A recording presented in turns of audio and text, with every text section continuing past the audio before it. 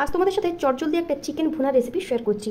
তো প্রথমে এখানে আমি 500 মতো চিকেন নিয়ে নিয়েছি। চিকেনটাকে ম্যারিনেট করে দেবো অল্প একটু নুন, আর দিয়ে দেবো টক দই, আর দিয়ে দেবো একটু কাশ্মীরি রেড চিলি পাউডার। টক দইটাকে কিন্তু আগের থেকে ভালোভাবে ফেটিয়ে নিয়েছি। সমস্ত কিছু দিয়ে ভালোভাবে কিন্তু মেখে প্রায় 2 ঘন্টা মতো এটাকে ম্যারিনেট করে রেখে দেবো।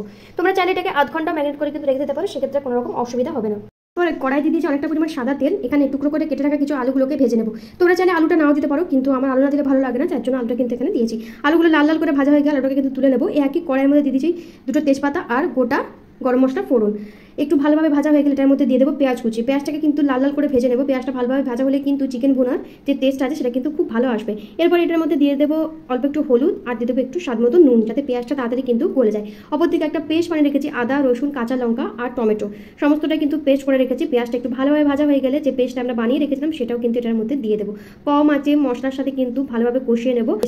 তারপরে যে ম্যারিনেট করা চিকেনটা রয়েছে সেটাও কিন্তু এটার মধ্যে দিয়ে দেবো। আর এটার মধ্যে এক করে দেবো একে একে একটু জিরে গুঁড়ো, আর দিয়ে দেবো অল্প একটু ধনে গুঁড়ো। মাঝে কিন্তু মাংসটাকে ভালোভাবে কিন্তু আমরা মাখা মাখা করে নেবো, কেন এর থেকে কিন্তু আমরা কোনো রকম জল এখন ব্যবহার করবো না।